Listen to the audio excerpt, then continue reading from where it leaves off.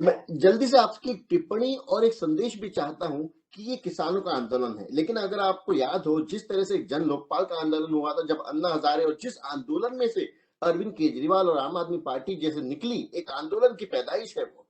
तो क्या उस स्तर के आंदोलन से, अगर आप मुझसे सहमत हो, पूरे देश का सहभाग मिला, पूरा देश उसमें भागीदार हुआ। देश का जब मैं जिक्र करता हूं, मेरा मानना यह है कि अर्बन पॉपुलेशन, शहरों में रहने वाले लोग, अपर मिडिल क्लास, मिडिल मध्यम वर्गीय, जो किसान नहीं है, जो रूरल सेगमेंट नहीं है, वो भी भागीदार हुए। लेकिन आज ये जो आंदोलन हो रहा है, इसमें 40% देश के लोग जुड़े हुए हैं, क्योंकि 40% देश के लोग रूरल सेगमेंट से आते हैं, किसानी से आते हैं। तो क्या इस आंदोलन को सक्सेसफुल बनाने के लिए, क्या इस आंदोलन के कोई दूरगामी परिणाम, कोई इंपैक्ट अर्बन पॉपुलेशन के ऊपर भी पड़ेंगे? तो क्या आपको उनसे कोई अपील है, उनसे कोई अपेक्षा है? क्या आपको लगता है जो लोग शहरों में रहते हैं, जो लोग सरकारी नौकरी करते हैं या प्राइवेट नौकरियां करते हैं, उन्हें इसका समर्थन करना चाहिए? तो क्यों करना चाहिए, ये मेरा आपसे प्रश्न है। पहली तो बात यह है कि ग्रामीण इलाके में आज भी 60 से 70% जनता रहती है, न 40%। आपने जैसे कहा 60 से 70% ग्रामीण इलाके में। सुनिए, लेकिन आपका सवाल मैं समझ गया, एकदम सही सवाल है। देखिए, आज इस आंदोलन को भी समर्थन करने में शहरी जनता भी कुछ हद तक सामने आई है। मैं उदाहरण देता हूं। 8 दिसंबर को संयुक्त किसान मोर्चा ने भारत बंद का कॉल दिया था। भारत बंद का कॉल 8 दिसंबर को।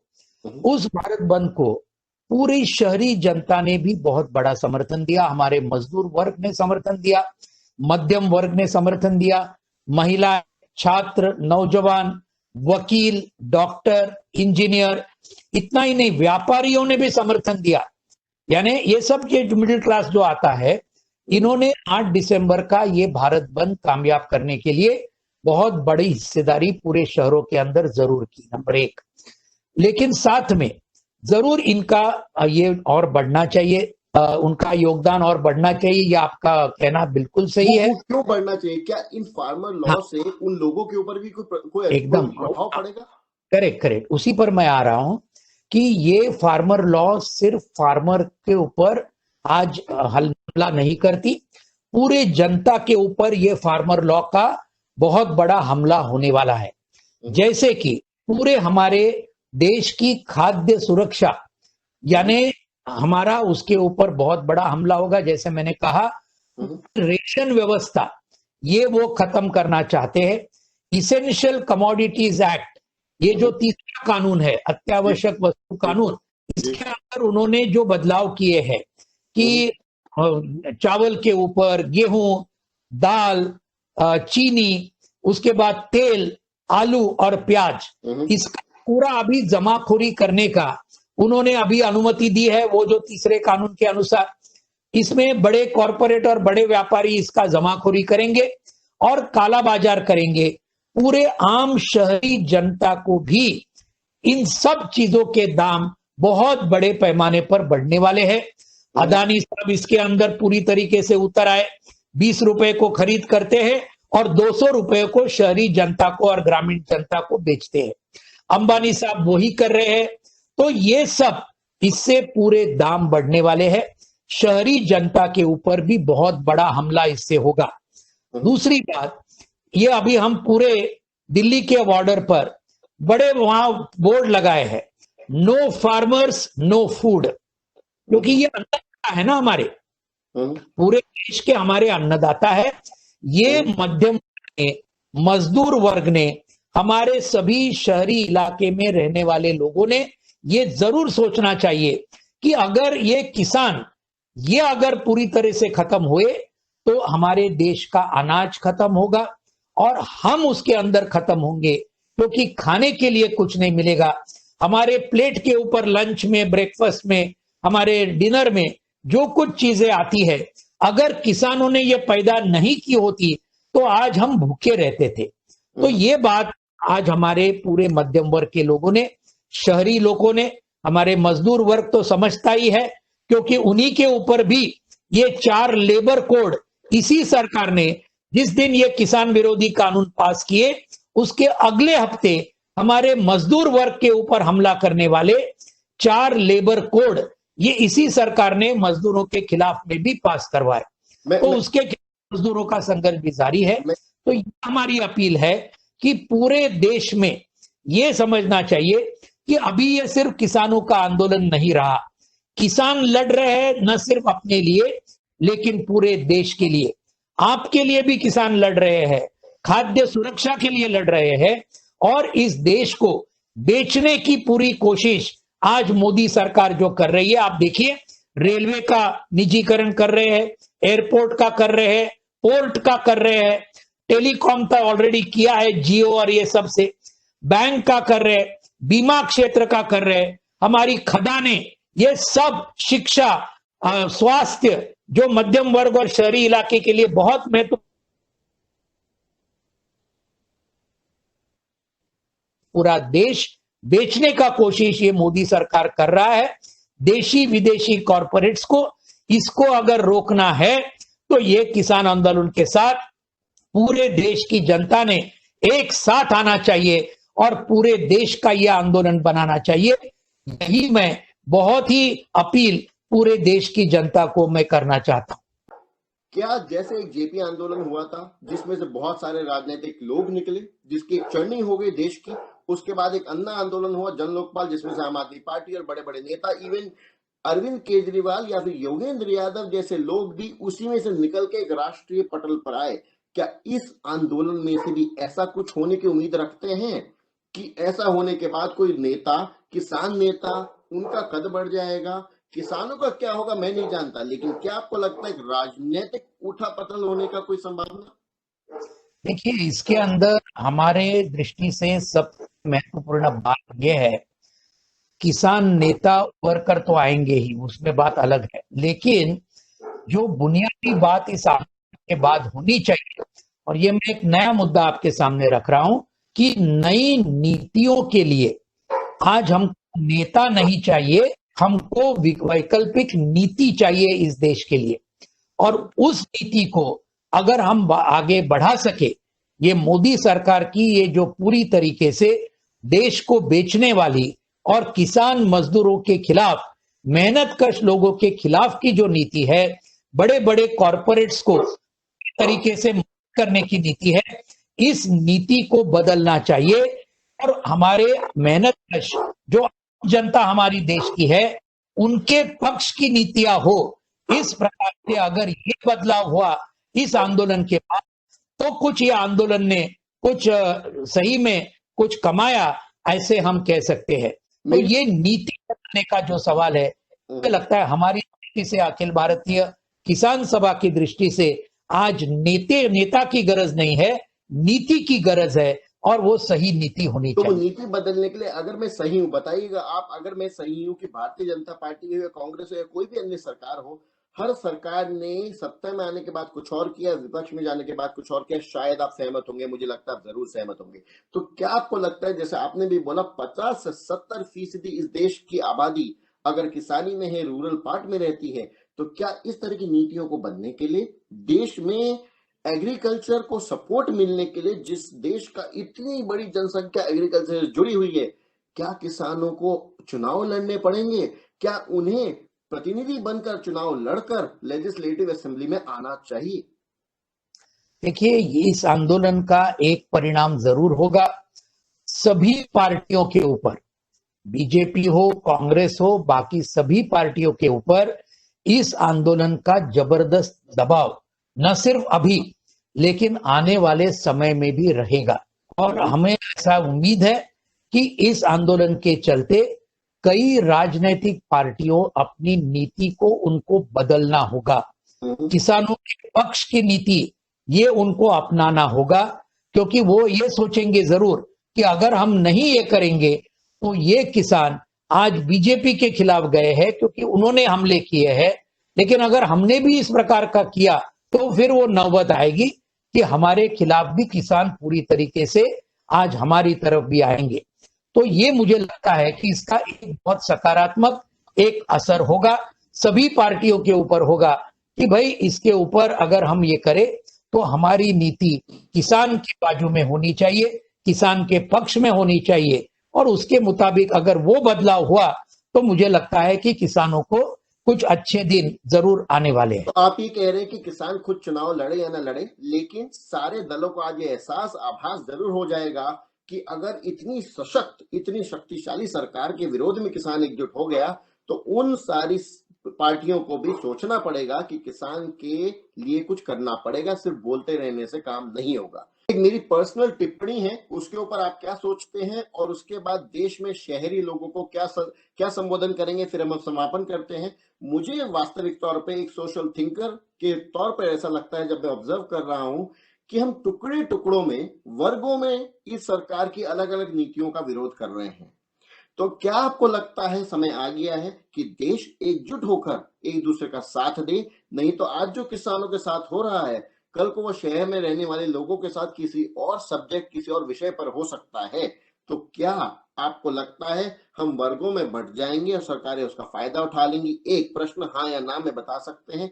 दूसरा, आप शहर में रहने वाले लोगों को शॉर्ट में, संक्षेप में क्या संबोधन देना चाहेंगे? देखिए, आपने बिल्कुल सही कहा। आज समय आया है पूरे देश के सभी आम जनता ने इकट्ठा आने का। ये सरकार की नीति पूरे देश को डुबा रही है, पूरे देश को बेच रही है। मुट्ठी भर 1% लोगों को बहुत बड़े पैमाने पर वो और ज्यादा धनी बनाने का पूरा प्रयास कर रही है। जो 1% लोग चुनाव में बीजेपी को पूरी तरीके से धन देते हैं और उसी के चलते ये चुनाव लड़ते हैं। मीडिया भी उसके अंदर, उनके गोदी मीडिया उन्हीं के हाथ में है। लेकिन आम जनता अगर एक साथ हुई, आपने बिल्कुल सही उदाहरण दिया जयप्रकाश नारायण जी के आंदोलन का, बड़े बड़े सरकार भी उन्होंने गिराए। तो इस प्रकार की पूरी जनता का एकजुट का आंदोलन आज होने की बहुत बहुत जरूरत हमारे पूरे देश के लिए जरूर है। और मैं दरख्वास्त करता हूं, मैं आप सभी को आह्वान करता हूं आपके जरिए, आपके सभी दर्शक जो है, कि आज ये पूरे सरकार जो देश को जनवाद के खिलाफ है, धर्मनिरपेक्षता के खिलाफ है, संविधान के भी खिलाफ है, उसके खिलाफ पूरी जनता ने एक साथ आना चाहिए। शहरी जनता के लिए मैं इतना ही कहूंगा कि आखिर में हम सब एक है, ग्रामीण हो या शहरी हो, हम सब इस भारत के नागरिक हैं और हमारे पूरा भविष्य एक दूसरे के साथ जुड़ा हुआ है। किसान नहीं होंगे तो आपके, जैसे मैंने कहा, प्लेट के ऊपर आपका डिनर नहीं आएगा, लंच नहीं आएगा, ब्रेकफास्ट नहीं आएगा। ये हमको ये सेंसिटिविटी रखनी चाहिए हमारे किसान भाई और बहनों के साथ। और इस आंदोलन के साथ जिस प्रकार से आप जुड़ पाए, इस प्रकार से हमारे पूरे शहरी इलाकों ने पूरी तरीके से जुड़ना चाहिए। नेशन फॉर फार्मर्स करके एक बड़ा संस्था, पी साईनाथ जी, आप जानते, बड़े जाने माने सरकार है, अवार्ड विनर है, तो उनके नेतृत्व में नेशन फॉर फार्मर नाम का एक संगठन पूरे शहरों के अंदर, मुंबई में है, दिल्ली में है, कलकत्ता में है, चेन्नई, बेंगलोर, सभी शहरों में 2018 साल में उसको बनाया था। आज भी बहुत सक्रिय है शहरों के अंदर खास तौर पर, और पूरे शहरी इलाके का वो पूरा समर्थन आज ये आंदोलन के पीछे वो खड़ा कर रहे। हमने देखा एक बात, हम 2 साल पहले अखिल भारतीय किसान सभा ने, आपको याद है कि बहुत बड़ा 50,000 किसानों का किसान लॉन्ग मार्च हमने नासिक से मुंबई तक 7 दिन और 7 रात का हमने निकाला था। उसका नेतृत्व हम सभी ने किया था। 7 दिन चल के हम जब मुंबई में पहुंचे, तभी ठाणे में, नासिक में, मुंबई में ये पूरी शहरी इलाके की जनता, मजदूर वर्ग, मध्यम वर्ग, ये सब वहां इकट्ठा हुए, पूरे इस आंदोलन को जबरदस्त समर्थन दिया। और उसके चलते बीजेपी का उस वक्त का सरकार था, उसको झुकना पड़ा, हमारी सभी मांगे उनको मान्य करनी पड़ी। बहुत बहुत धन्यवाद आपका। तो ये बहुत सारे प्रश्नों के जवाब दे दिए आज अशोक जी। मैं अब बहुत ही जल्दी से 2-3 महत्वपूर्ण राजनीतिक प्रश्न आपके समक्ष रख रहा हूं। जैसा आपने कहा कि राज्य सरकारों का विषय है संविधान के अनुरूप, बिल्कुल सही बात आप बता रहे हैं, लेकिन एक जैसे एक स्टडी भी आई है, अनेक एग्री एक्सपर्ट्स हो, वो देवेंद्र शर्मा हो या फिर प्रोफेसर शास्त्री हो, अनेक लोगों ने अपने वक्तव्यों में बताया है कि इससे राजस्व का भी नुकसान होने वाला है। अगर मंडियां खत्म हो जाएंगी तो उस टैक्स के माध्यम से राज्य सरकारों को सालाना 1000 से 4000 करोड़ तक की, पंजाब हरियाणा जैसे राज्यों को तो 4-4 हजार करोड़ की सालाना आमदनी होती है, जिससे वो स्टेट डेवलपमेंट कर पाते हैं। अगर ये नुकसान राज्य को हो रहा है तो क्या आप संगठनों के माध्यम से सारे ही राज्य, वो बीजेपी शासित हो या किसी और सरकार, किसी और पार्टी की हो, क्या सरकारें उसका विरोध नहीं करेंगी? क्या राज्य सरकारें उसका विरोध कर रही हैं? बिल्कुल, एकदम सही आपने बताया। देखिए, क्योंकि इस पे आज कोई कई चर्चा होती हुई नहीं दिख रही मुझे। नहीं, नहीं, नहीं, नहीं, नहीं, चर्चा ज़रूर होती है। अलग-अलग जो नॉन बीजेपी राज्य सरकारें हैं हमारे देश में, उन्होंने ऑलरेडी ऐलान किया। सितंबर में ये जब कानून पार्लियामेंट में पूरे जनवाद की हत्या करते हुए जब पास किए गए, उसके तुरंत बाद कई राज्य सरकारों ने ये ऐलान किया। जैसे केरल के सरकार ने किया, महाराष्ट्र के सरकार ने किया, पंजाब के सरकार ने किया, छत्तीसगढ़ के सरकार ने किया, राजस्थान ने किया। उन्होंने सब ने ऐलान किया कि इन कानूनों को हमारे राज्य में हम लागू नहीं करेंगे। नंबर एक। नंबर दो, अभी दूसरी एक बहुत ऐतिहासिक बात हुई जो आपने भी नोट की होगी। केरला के विधानसभा ने एक मत के साथ प्रस्ताव किया, और वो प्रस्ताव भी 4-5 दिन हुए उसको। उन्होंने ये प्रस्ताव में रखा कि ये तीनों कानून केंद्र सरकार ने रिपील करना चाहिए, रद्द कर देने चाहिए। ये केरल के विधानसभा ने पूरी तरीके से एक मत के साथ प्रस्ताव किया। उसके अंदर एक बीजेपी का विधायक था, उसने हालांकि न्यूट्रल रहा, उसको भी हिम्मत नहीं हुई इस प्रस्ताव को विरोध करने की, न्यूट्रल रहा। लेकिन बाद में को उन्होंने बताया कि भाई हम भी इन कानूनों के खिलाफ में है। तो इस प्रकार पूरे देश भर में आज राज्य सरकारें इसको बहुत ये कर रही है। आपने तो बताया कि इसमें राजस्व जरूर उसका बहुत बड़ा नुकसान होगा, लेकिन और एक बात मैं आपके सामने रखना चाहता हूं। बिहार में नीतीश कुमार जी जब मुख्यमंत्री थे पहले 2006 में, उन्होंने एपीएमसी को पूरा खत्म करने का कानून बनाया, और उसका नतीजा ये पिछले 14 साल में ये हुआ। अभी परसों मैं पटना में गया था, बहुत बड़ा रैली बिहार के हमारे सभी किसानों ने लिया।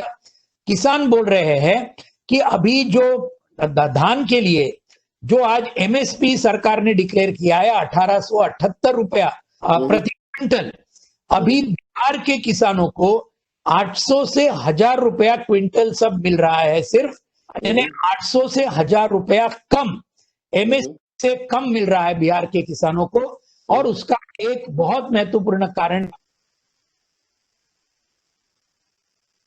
रद्द करने वाला जो कानून किया, उसका आज नतीजा हमारे बिहार के किसान साथी ये भुगत रहे हैं।